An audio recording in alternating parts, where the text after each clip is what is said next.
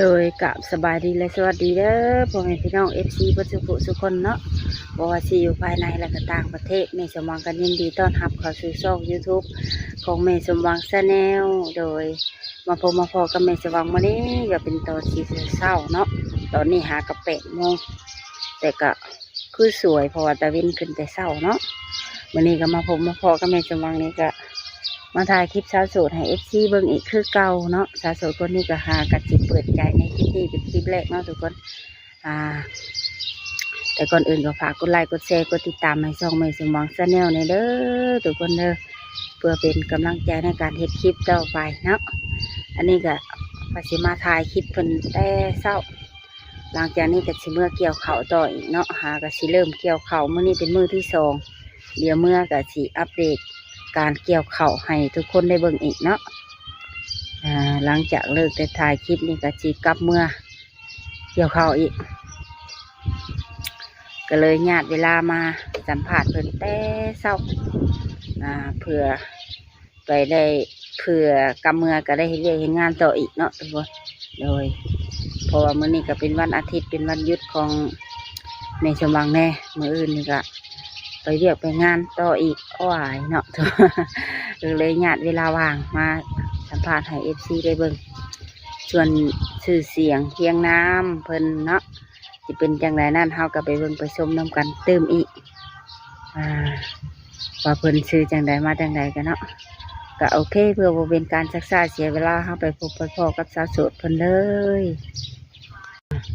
ตอนนี้แม่สมหวังก็ได้มาฮอดบ้านสาวโสดเพิ่นเป็นที่เรียบร้อยเนาะทุกคนนี่บ้านเพิ่นก็มีแต่ต้นม่วงต้นหยังงามงามเนาะมีต้นดอกไม้เนาะเนี่ยนี่ก็เป็นประตูทางเข้านี่ก็เป็นเพื่อนของเพิ่น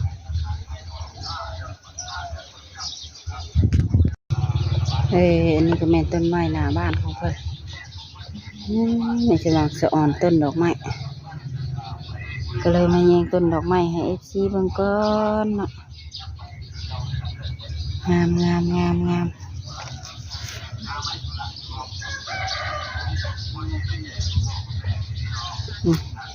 เสียงนกเจ้าเจเจ้าเจ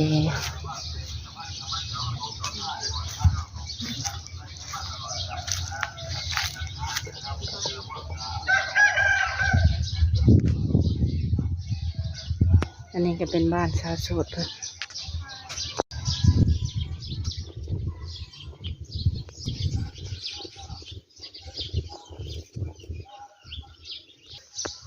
สบายดี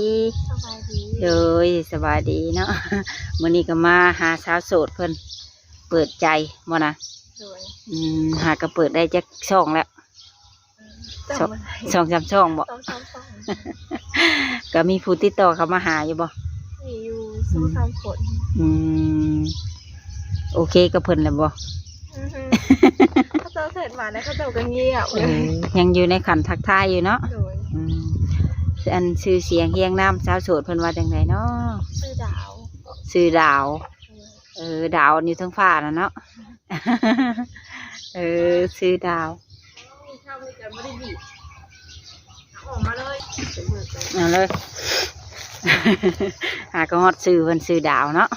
อายุจักปีแล้วนะอายุ22 ปีปีตอนนี้เฮ็ดเวียกเฮ็ดงานนั่งก่อนตอนนี้บ่ได้เฮ็ดเวมาเกี่ยวข้าวซอยแม่ปกติอยู่ไสอ่ะอยู่ไทยไปเฮ็ดเวียกอยู่ไทยได้จักปีแล้วไปเฮ็ดเวียกอยู่ไทยบ่ฮอดปีซ้ํบ่ฮอดปีฮะไปวางดำนาแล้วนี่บ่2-3 เดือนเนาะไปเฮ็ดงานยังค่ะไปเฮ็ดงานทานอาหารแถวจังหวัดสระบุรีเนาะเพื่อมีหนุ่มๆ เพื่อไม่หนุ่มๆอยู่แถวนั้นเป็นจังได๋คือว่ายังโสดแบบยังบ่เคยแต่งงานจักเทื่อบ่ยังบ่เคย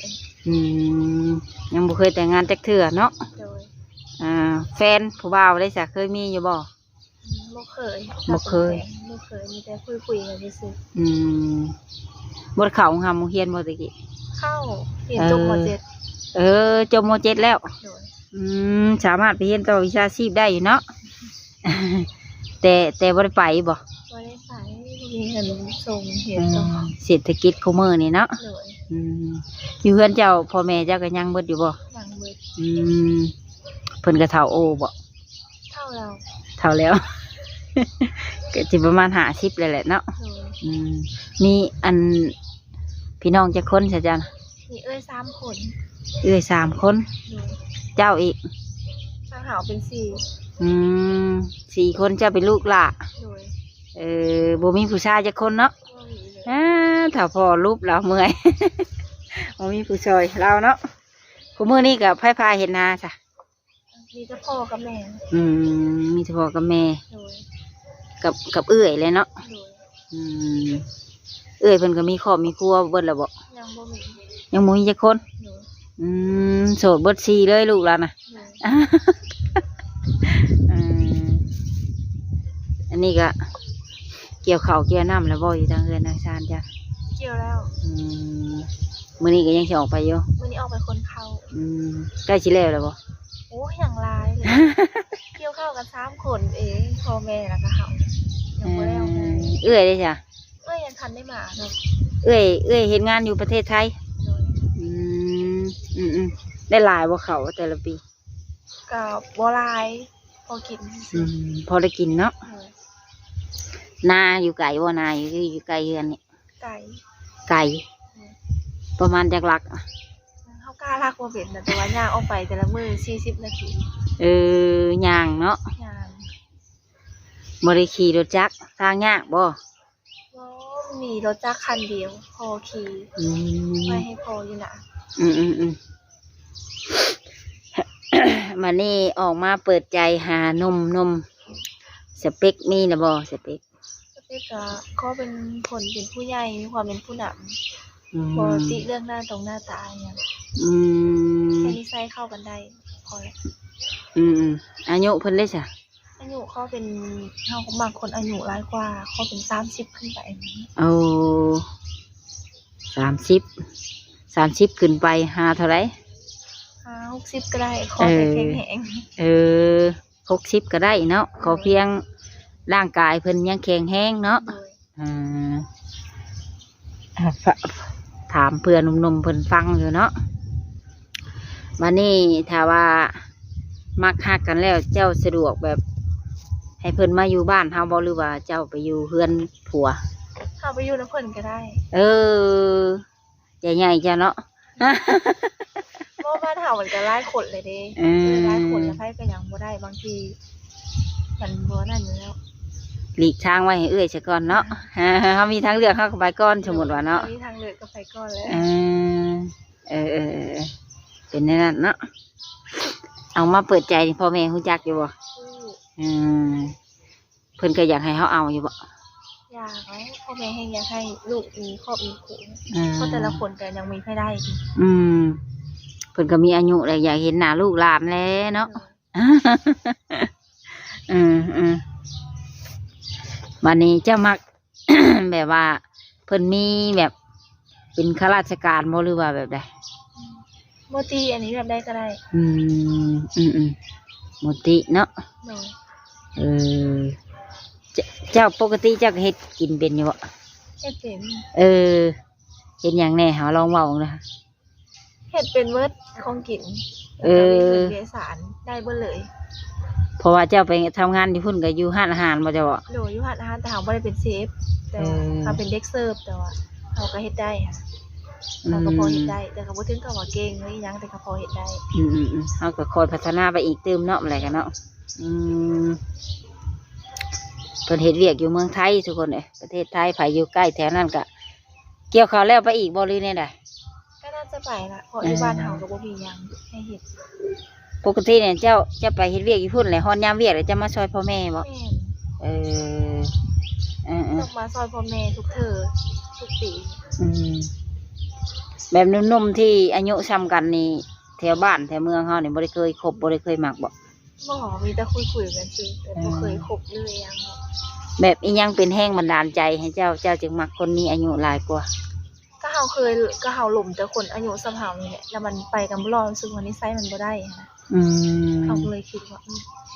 คนอายุหลายน่าสิเป็นผู้ใหญ่ก็เป็นผู้นำกว่า เคยลมอยู่เนาะ แต่มันรู้สึกแบบบ่ดีนะเนาะ โดย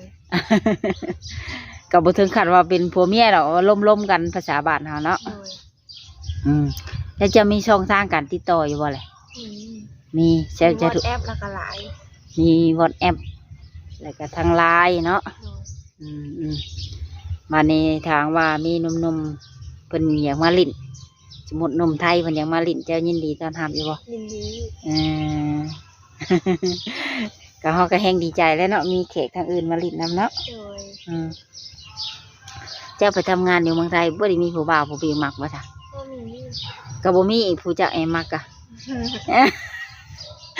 มันว่าค่อยมีแล้วเขาเห็นงานทานอาหารมันมีแต่เข้ามาเป็นขอบโขงโมเมนต์ทานอาหารที่คล้ายดาวไฟเองเลยบอกเขาเห็นผู้บ่าวหรอก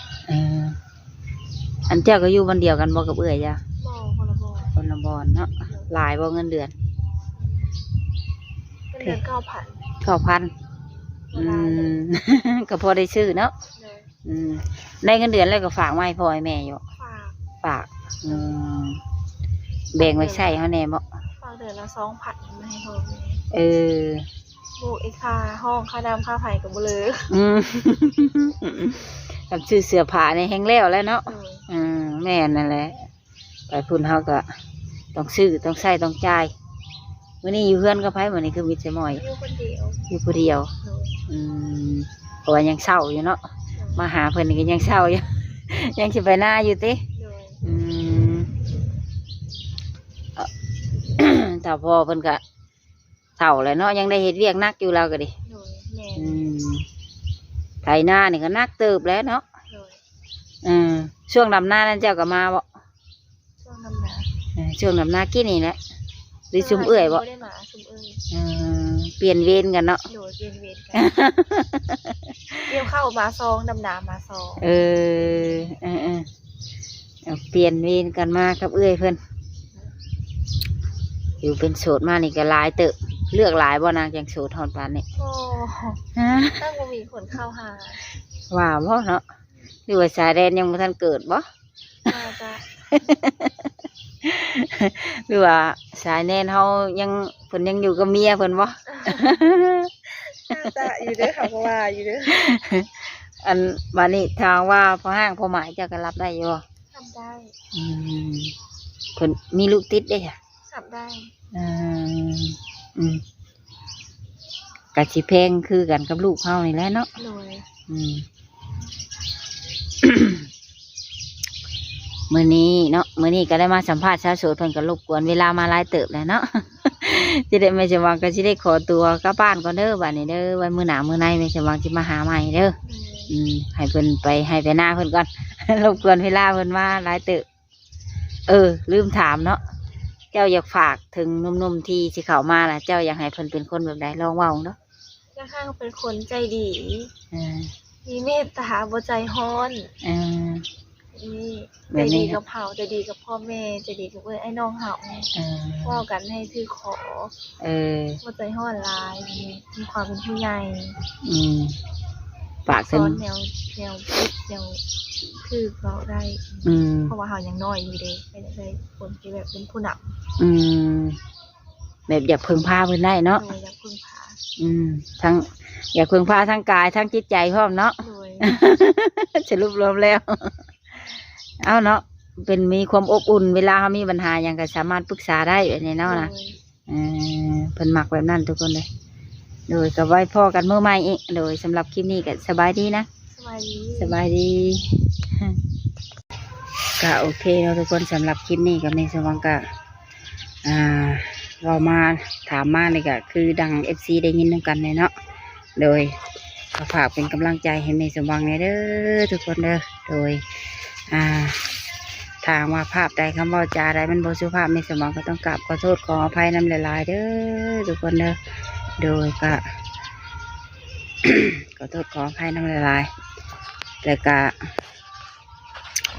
กราบขอมกขอบใจ FC ทุกท่านที่เข้ามาเบิ่งแต่ต้นจนจบเนาะโดยขอ FC ทุกท่านจงอยู่ดีมีแฮงสุขภาพเข้มแข็งอายุมั่นขวัญยืนความเจ็บบ่ให้ได้ความไข้บ่ให้มีให้หั่งให้มีให้ร่ำให้รวยบ่ให้ซวยจักเทื่อโดยเงินไหลน้องทองไหลมาเด้อ FC ทุกท่านที่เข้ามาเบิ่งแต่ต้นจนจบเนาะโดยสาธุ ก็โอเคนะทุกคนสำหรับคลิปนี้ก็มีสมองกสิได้ขอจบคลิปไว้เพียงเท่านี้ไว้พอๆกันใหม่ในคลิปหน้าอีกเนาะสำหรับคลิปนี้กสิได้กล่าวคำว่าสบายดีบ๊ายบาย